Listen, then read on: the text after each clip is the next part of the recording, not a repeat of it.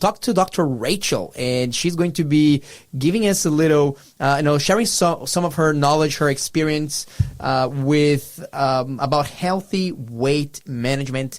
So, Dr. Rachel, what are some of the principles about healthy weight management that you recommend?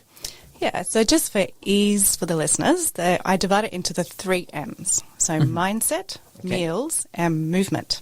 Okay. Mindset, meals, and movement. Like it. Okay. Instead of M&Ms, it's M&M. Yes. Mindset. Don't do the M&Ms. They're probably not great for your health management. Triple M. But the triple M is the way to go. Yeah, come on. So mindset, meals, and movement. Okay, so among these 3, is there anyone that is more important that we should focus first? Absolutely, and that's the mindset. So that's where we need to start. We really need to address that at the highest level, though. As a Christian physician, I'd say start with your spirituality. We need to put the correct value on the life and the body that we have been given. And there's a couple of Bible verses I'm going to get Listen to read first. Yeah, let's start look into reading 1 Corinthians chapter 6, 19 and 20. The Bible says, "Or do you not know that your body is a temple of the Holy Spirit who is in you, whom you have from God, and you are not your own? For you were bought at a price. Therefore glorify God in your body and in your spirit, which are God's." Beautiful. So what we're seeing here is that we are not only created by God, and therefore we belong to Him by that, but we're also redeemed. So we're going to be restored. Okay. So we have that double value here, both through creation and recreation. That's powerful. So we have a really beautiful Bible verse just to give us that value, that double value that we have there. So, and then 1 Corinthians 10 verse 31. Yeah, in 10:31 the Bible says this, "Therefore whether you eat or drink or whatever you do all to the glory of God." Okay, let's put that into the context of our health. And, you know, it's basically saying to us, every choice that you make for your health, you need to ask yourself, is this something that God would want me to put into my body or do to my body? Ask that question. Every time you're sitting down to something or you're doing something with your lifestyle, is there something that God would want me to do with this valuable piece of machinery that He's given me to work with? Wow. And it really comes down to having that discipline to, like, moment after moment, every time that you're going to be engaging with food, you're mindful about what is it that you are taking. Not only food, I think that this mindset applies to lifestyle in general, doesn't Absolutely. it? Yeah, I was about to say that, like, and sometimes we can be swept up in, oh, well, other people are doing such and such things, so therefore I can probably do such and such thing. And get away with it. That's right. And that's because the reason we want to look towards other people is it's never because they bring us up. If we look towards God, it would bring us up. It's often so that we can stay down. And so we can make excuses for Ouch, Lawson. Am I not speaking truth? I think you are. You have a point there, my friend. Rather than comparing to, what will other people do? Oh, well, other people won't care. It's like, well, why are they the standard? No, the standard is with Jesus. Always. Okay, so this is mindset, the most important thing. And I will say with that is also telling you that it's continuous. It's not going to be a 3-week program. It's not going to be a 3-month program. It's going to be a change for the rest of your life. If you're thinking that way, it's a constant reminder to yourself every day for the rest of your life, is this the best thing for me? Okay. Yeah. There you go. Wow. Okay. So that covers the beginning of mindset. So the next item in the M's is meals. Yes. Okay. So how important is that? What can you talk about? What can you tell us about it? So if you had to separate down meals and movement, meals is probably about 80% of the work, movement's about 20%. So always important to address the diet and the aspects of those diets. So there's a few things I'll talk about there. So essentially research is repeatedly showing us that the most healthy diet for weight management is none other than the plant-based diet. That's in the whole form. So all your fruits, vegetables, nuts, grains, seeds, all of those things in the least processed form. And it's good that you're saying that, because I think a lot of people, when they think about weight loss, they think, paleo or keto or all these kinds of different... So if we might get a bit of time to talk about that later, but that is one of the worst. In fact, it is the worst. Okay, wow. But essentially, there's some of the important points about this diet. It actually behaves in a way that no other diet can. So and I'll give you some of the points for that. So you store less of your energy as body fat. You have a greater loss of body fat. You form more of this special brown adipose tissue, which speeds up your metabolism. And so that in turn stops you putting energy into fat stores, and instead you produce body heat. And you do that around the clock on this diet. So even when you're at rest, you are burning calories when you're using this diet. Oh, right. So it increases your metabolism. That's right. So you don't actually have to worry about counting calories here. Like, it is literally a fat-burning, energy-producing diet. And is there any particular kinds of foods that are specifically indicated for like weight loss? Yeah. There's a whole bunch of them that they've found are really helpful. So you've got your leafy greens, so broccoli, kale, all those sorts of things. You've also got apples, berries, pears. They've also been real standouts. All of your legumes, so lentils and beans, really, really good for this diet. This is music to my ears. Flaxseed. Flaxseed has been studied numerous times, and it really can beat the weight. Okay, how do you add the flaxseed? Just like raw, just sprinkle on your food, or ground or whole, but not in the oil form. It has to be ground or whole to get those benefits. Okay, wow. Okay, so I heard that there is a bit of a mainstream advice that people say, look, if you want to lose weight, you have to eat every 3 hours or so. Is that any science that holds up to that, or is that like old advice that didn't stood up to the scrutiny of science? The only ones who need to worry about that are type 1 diabetics. But the research is actually the opposite. The fewer meals that you eat, the more efficient you are. So it's actually better to eat fewer meals than more meals. So what are we talking about? Fewer meals? What is an optimal? Is that the zero meals? Is that what we're talking about? I'm sure you're going to lose a lot of weight with zero. That means no metabolism at the end of the day. Yeah, look, and it really is the timing of your meal. So lots of people skip breakfast and then they have, a lunch and then a big dinner. It actually should be the other way around. We need to be loading up your calories at the beginning of the day, then having a decent sized lunch and either a small snack, or if you're full, you don't have to worry about it. Just that's right. couple of pieces of fruit. That's the ideal. And in actual fact, you burn more calories of ones you eat in the morning compared to the same amount that you would eat at night. Yeah. So why is that? Because you go to metabolically, sleep? your metabolism will drop. That's right. Your metabolism drops in the evening, so you kind of get much better efficiency at using up your energy during the day when you're loading your calories. But it just makes more sense. We are needing it the most. So it's 3 meals a day, or like you said, like a big breakfast, a moderate-sized lunch, and if necessary, like a smaller that's dinner. what they say. Eat breakfast like a king, lunch like a prince, and dinner like a pauper. Ooh, so that's the principle. We often do the opposite, right? We do like 100%. Breakfast like a pauper, lunch like a king, and dinner like a fat king. And you are literally working against your metabolic makeup when you do that. Okay, so very it is about switching that back around and allowing a good 5 hours between your meals, so you got time to to digest. Use that. Okay, so a good 5 hours. I think that's pretty good advice. It's doable. Yeah, it's doable. So if you're eating like at, let's say, 12 p.m. for your lunch, then you're going to be eating again at around 5 p.m. Yeah, that's right. And just something light. Yeah, something you'll light. Sleep better, you'll feel better. That's so good. Yeah. So what about water? So is water important, or can, absolutely. So obviously it has no calories in itself. Okay. But water actually helps you to use more calories. It can How's actually that? Speed up your metabolism. Really? We're not quite sure the complete mechanism, but every time you drink a couple of cups of water, your metabolism ramps up by about 25% within the next hour. Oh, so 25%? Yeah, absolutely. So one of the amazing things that you can do is like half an hour before you eat, have a couple of cups of water. It'll only take about 10-15 minutes for that water to empty out of your stomach.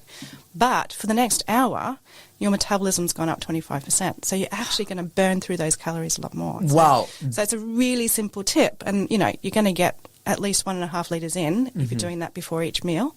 But ideally, you want to get about 2 to 2.5 litres throughout the day, and you want to get that in between your meals. But look, it really does ramp up the metabolism. I'm looking here at my cup of water. It's empty, but it's not going to be empty for long. We're running out of the studio. I'm drinking some water. Like 25. How do you know how much water you should drink? Just like a little sip, or like until you're full? Is there any tips? Yeah. So for the purpose of what we're doing, we're ramping up metabolism. 2 cups of water. So we're talking 2 cups. 2 cups of water. Now, in terms of how much you need on a daily basis, the rule of thumb is about 30 mils per kilogram of body weight. Yeah. Up to about 2 to 2.5 litres. So obviously, if you're a very small person, you only need about 1.5 litres. But if you're a much larger frame person, you're going to need probably more like 2.5. So but you don't want to overdo it. I don't want you drinking, 4 litres, 5 litres. That's not healthy either. Okay. But up to a sort of a maximum 2.5 litres, maybe 3 if you're really a really large person. Okay, right. Yeah. And what about movement? What is that part of the equation like? Yeah, absolutely. So that's the final principle. We do need to move more, but probably the easiest way and the one that we do more often is just the spontaneous movement. Things that we do every day that we often don't think about. Okay. Like getting up, stretching, moving around. There are standing desks at workplaces now, so they're really helpful. But just, even laughing and singing uses up a fair bit of energy. So those sorts of, park your car, a good far distance from your workplace, Yes. or from the shopping centre, so Okay. you're working more, get out and garden, dare I say, do more housework, So those sorts of things. Just a message to management here at the studios on Faith FM. Make sure that the parking lots are as far as possible from the studio. No, but I love that idea. I'm a person that I enjoy walking. Yeah. And I'll start being more intentional about parking my car a little bit further away so I can get just these extra steps. Something that you can do, you get a bit of fresh air, why not? Yeah, and the research actually shows that you will use up 5 times more energy doing spontaneous movement than formal exercise. So it really is, if you're really focusing on that. Wait, hold on. You use 5 times more energy doing spontaneous... Throughout the day. Generally speaking, will use up 5 times more energy doing spontaneous. So I'm not suggesting that that's what people will use more energy doing that. Yeah. But generally speaking, we do a lot more spontaneous activity than formal exercise. Yeah, it makes sense because you're awake for more of it. 16 hours, and if you're exercising for 1 hour, you have 16 times more times that you're doing spontaneous movements. Yeah, just sitting there, you can sit on a couch and eat a piece of pizza, or you can get up and cook a meal. Yeah. And you're going to use a lot more of that energy in that process. All right. So, Cool. Yeah, so that's the spontaneous stuff, but there's also formal ones. So just the normal general huff and puff, the aerobic exercise. Fantastic way of burning energy. So we can do that either just a brisk walk, or we can do that cycling, those sorts of things. Interestingly, swimming doesn't seem to work as well.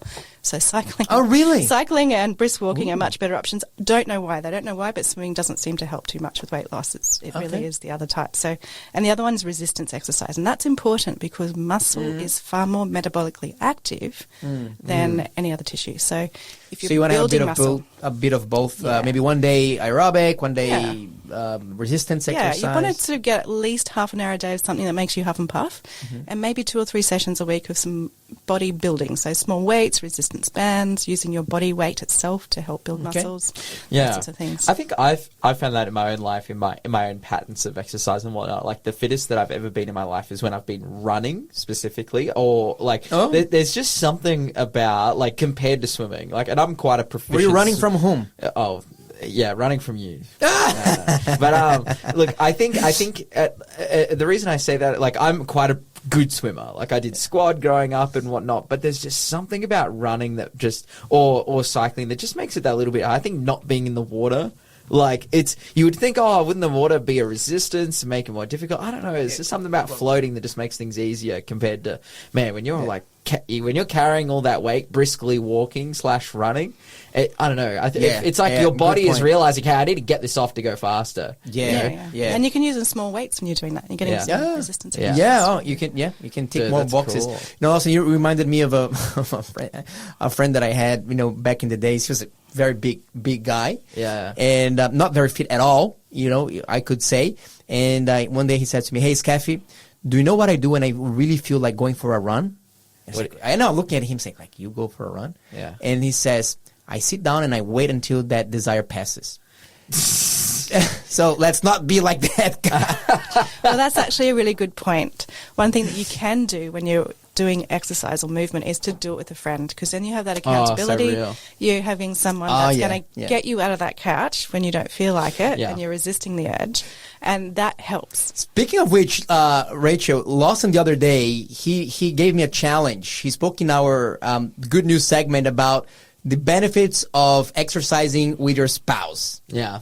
That's right. And Lawson, I took that challenge to heart. And last week, I went to a stretching class with my wife. Yeah. And look, it was way too much stretchy for my body. But you know what? I loved it. It was so That's awesome. Yeah. So thanks for that advice. So yeah, there you go. Uniting both together. You make it transform it in a date. Yeah, Dr. Rachel, I'm right there with you. I've been going to the gym and then taking my wife with me, and it's been so good. It's been so motivating when you're doing those two couple of things together. So that's really awesome. That's right. Rochelle, what is it that you have in your mind? I'm trying to say to Scaffy, we do have a listener question that we've got. I added some extra time in there that we could maybe give Wayne a little bit of an answer. Sure. Look, we got a message here from Wayne, Dr. Rachel. And if you'd like to, we can answer that now, or maybe after in our 8 a.m. segment as well. Let's go for it now. We've got a bit of time. We have time. Time. Well, he says, "Good morning and blessings. I'm thankful for one more day to thank God. Can you please tell me a herbal remedy to treat an esophagus, please?" I think an inflammation on the esophagus. we are destroying the earth by our own beliefs. That is evolution, or I just made up a new word, evolution. Is just came to my mind. Have an awesome Holy Sabbath because God invited us to be with Him. So thank you so much, Wayne, for your message. Is there any herbal remedies that are good to esophagus, or you need to see Him in person? How does that sure. work? It really depends on the origin of that. I'm going to make a bit of an assumption. It might be just an assumption that the inflammation is probably from a bit of acid reflux or something that's sort of overactive acid in the stomach. Now, acid is important. I'm not suggesting that we get rid of it, but there are, I will say before I talk about herbs, is that there are foods that will increase the acid load in the stomach, and they are animal products. So plant-based products, you don't actually have to raise the pH, lower the pH, get more acid with plant-based products as much as animal-based products.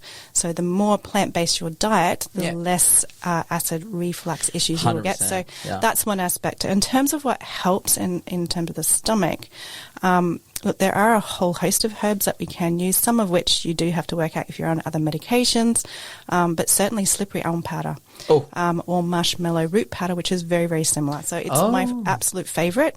It's great for the entire gut. Not only does it help with constipation, it also helps with diarrhea, but it's fantastic for the stomach. So it's a beautiful, soothing herb. It sort of lines the stomach lining, gives you a lot of relief. It can work within 15 minutes just in terms of that relief.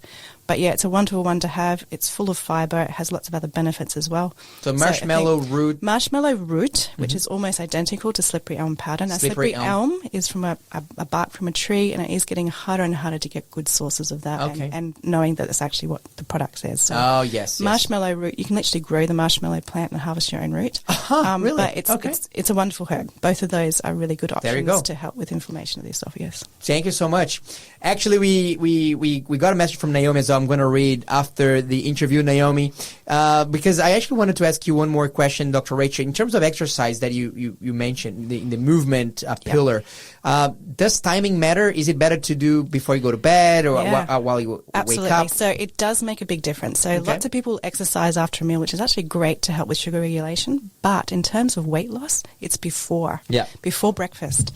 You actually will burn more calories and more energy, and it will continue throughout the day if you're exercising before breakfast.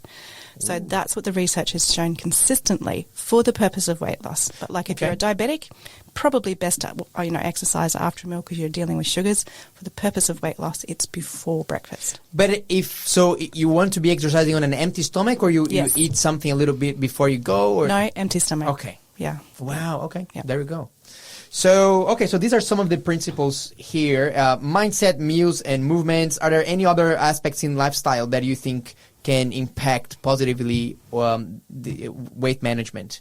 Or is this pretty much it? So they're the big three. The rest is just some bonuses on top. So sleep, really it is important to get that 7 to 8 hours sleep, and that's because of two really special hormones. One's called ghrelin and the other one is called leptin. So leptin is the one that helps you to feel full. And if you're sleeping well, you'll produce more of that particular hormone. But ghrelin's the opposite. It's the one that makes you feel hungry. It makes you feel like you really want to eat. And if you're sleeping well, you won't produce as much of that. So those two hormones are much better balanced when you're getting that good, solid 7 to 8 hours of restful sleep, not just waking up. Joseph, that's for you. We were talking about sleep this morning. Yes, that's right. Well, we have to wake up very early in this trade. We got a message here from another radio friend, from Ben, and he says, hey, just a question. How to kill bad breath? Do you have any wisdom on that, Dr. Rachel? That's huge. Where can I start with that one? It really is. It is a lifestyle thing, so it's not just about what you're eating, but also you're drinking enough. Of course, there's just all the usual mouth hygiene things, but I think if you're struggling with bad breath, you just need to look at what you're eating. If you're eating things that are going to irritate your gut, then you will have issues. So that could be spicy foods, it could be, too much vinegars in your foods, it could be, anything that's going to irritate your gut, and you might even have some allergies that are irritating your gut. So the other thing is really important to get lots of fibre. Fibre is not only great for helping your bowel motions, it pulls through toxins out of your body. So it grabs them, pulls them through, and you lose toxins that way. So that's just some very simple measures, but there's loads of others. So, that's some general principles. Okay.